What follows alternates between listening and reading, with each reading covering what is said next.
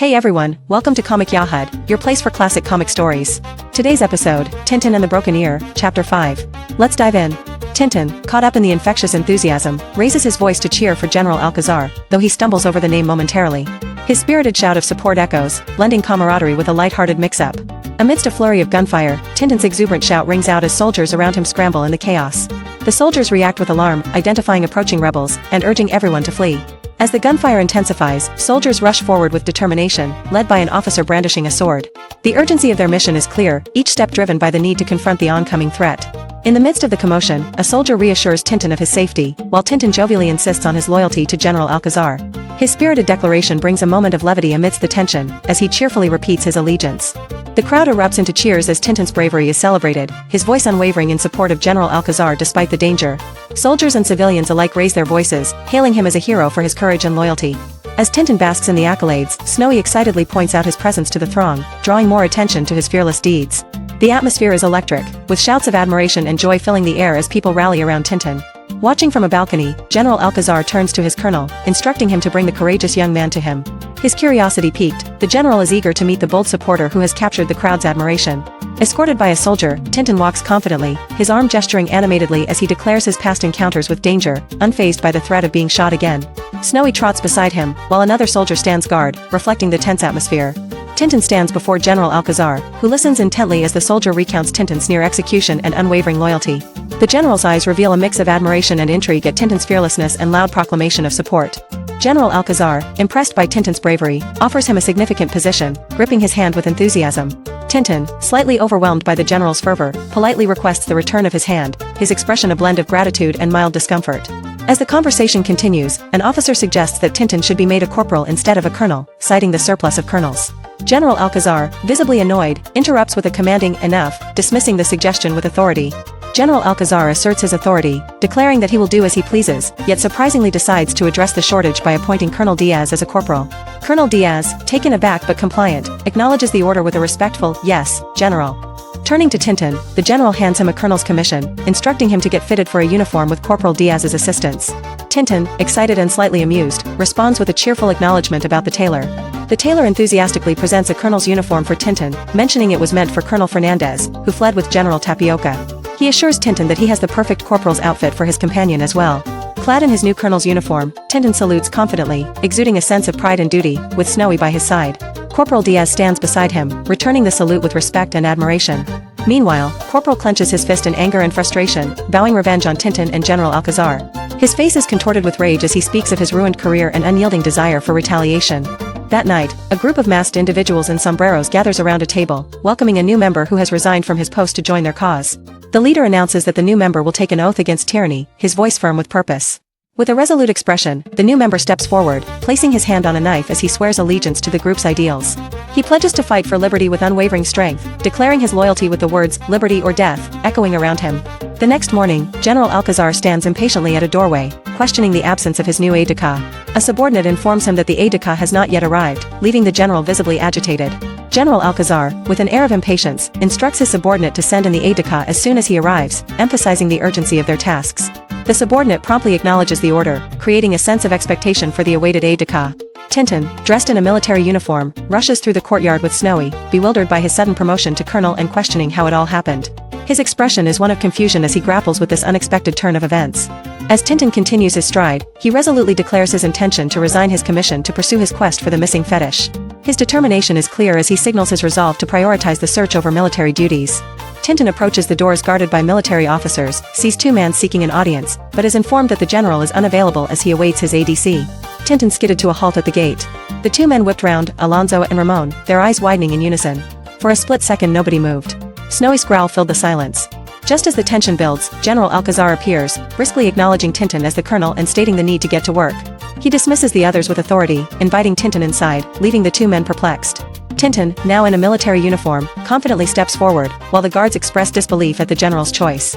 Despite their confusion, Tintin seems resolute as he enters the building with Snowy at his side. As Tintin disappears inside, the men express their frustration, uneasy about having to face him again. Their concern is evident as they begrudgingly accept the challenge that Tintin's presence brings.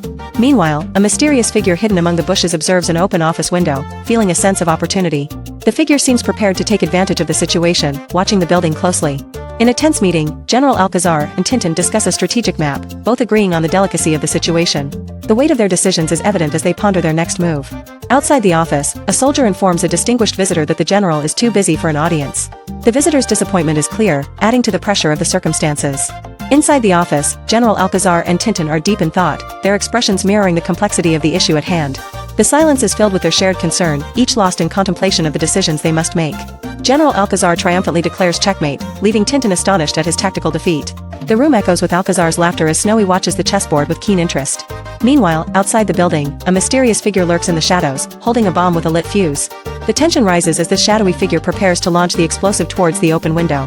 With a swift motion, the bomb is hurled through the window, its fuse trailing behind ominously. The peaceful room inside is oblivious to the impending danger now hurtling towards it.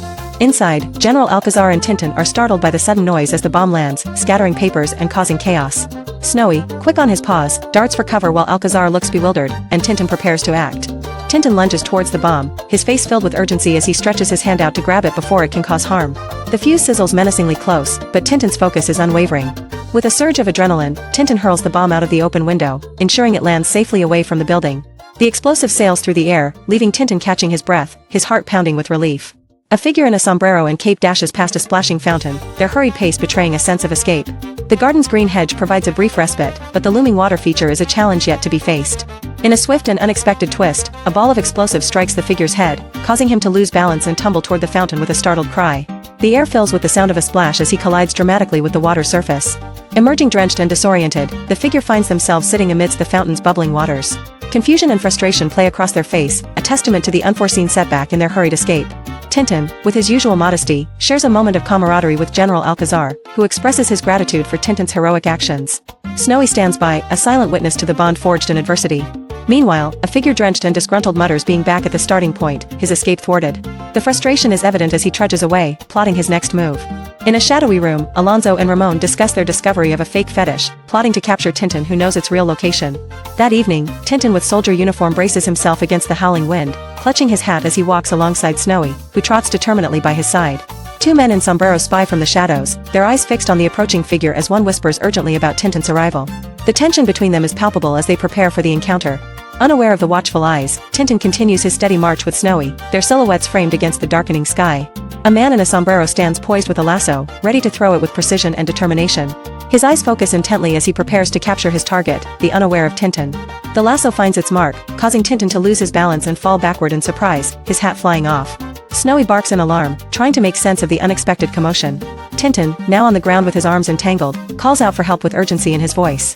Snowy rushes to his side, his loyalty unwavering as he seeks to assist his friend. As Tintin lies unconscious on the ground, one of the men stands over him triumphantly, having knocked him out cold. Snowy is kicked aside while trying to protect Tintin, his small form tumbling across the pavement. The men quickly begin to tie Tintin up, their movements hurried and efficient. The one standing keeps watch, ensuring no one interrupts their sinister work. With Tintin securely bound, the men prepare for their getaway, signaling to a car that approaches in the dim light.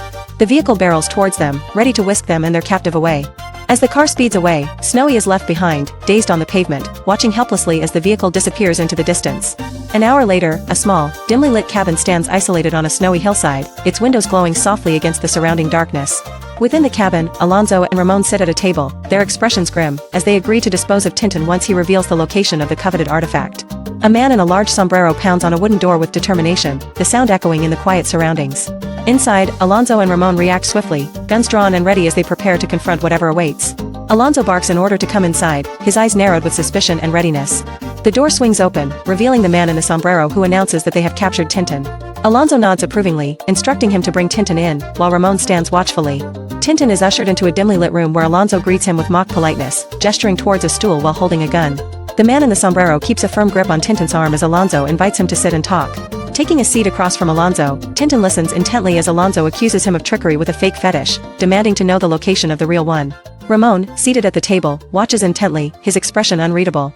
Tintin retorts with equal sarcasm, expressing his own curiosity about the fetish's whereabouts. Alonso grows impatient, leaning forward as he insists Tintin stop the games and reveal the truth. Tintin, with a defiant glare, insists once more that he doesn't know anything, frustrating Alonso, who responds with a dismissive acknowledgement. The tension escalates as Alonso decides to take a more drastic approach to extract the information.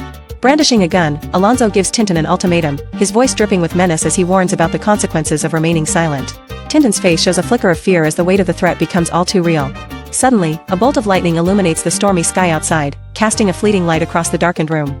This natural spectacle mirrors the intensity of the confrontation inside, heightening the stakes for Tintin. Snowy scrambles across the wet floor as thunder rumbles loudly, startled by the booming storm outside. Meanwhile, Ramon peers through the window, noting the fierce storm with concern as he comments on its intensity. Inside, Tintin sits beside Alonso, restrained and desperate, whispering his wish to free himself as Alonso keeps a watchful eye on him. Outside, the rain pours relentlessly as Snowy, drenched and worried, searches for Tintin, his thoughts echoing with concern for his friend's safety. Braving the storm, Snowy races through the rugged terrain, determined to find Tintin amidst the flashes of lightning that illuminate the dark sky. Inside, Tintin, still bound, listens to Alonso's taunts about the strength of the cords restraining him, while Ramon casually checks his watch and counts down the minutes with a smirk. Tintin, with a determined but desperate look, realizes he must speak quickly as the countdown continues. He resolves to say something, anything, to buy himself time. Finally, Tintin concedes and offers to reveal the location of the fetish, prompting Alonso to smile triumphantly. Ramon eagerly leans forward, demanding to know where it is. Tintin hesitates briefly before revealing that the item is hidden in his trunk aboard the Ville de Lion. Alonso, satisfied with the information, thanks Tintin, indicating they have what they need. Tintin sits tied to a chair, his eyes wide with fear as Alonso, brandishing a gun, tells him to prepare for his end. Ramon, lounging casually, expresses disdain for such drastic measures, urging Alonso to proceed with caution. Alonso leans in closer, the gun now mere inches from Tintin's face, as Tintin's expression shifts from fear to defiance. The room feels charged with the silent battle of wills between captor and captive. Outside, a storm rages on, lightning illuminating a solitary cabin amidst the pouring rain. The weather mirrors the turmoil inside, as if nature itself is protesting the dark deeds unfolding within. A swirling vortex of light suddenly appears, casting an eerie glow that cuts through the storm's darkness, as if opening a portal to another world. Inside the cabin, Alonso jumps up in alarm, clutching a gun while Ramon, seated at the table, looks on with shock as the walls tremble with the storm's fury. Outside, Tintin lies unconscious on the rain-soaked ground, the swirling lights from the cabin casting strange patterns around him, as if nature itself is conspiring against him. Inside the dimly lit cabin, Alonso urgently alerts Ramon about Tintin escaping through the shattered window, gripping his gun as he prepares to give chase. Thanks for watching Comic Yahud. Like, subscribe, and catch you in the next chapter.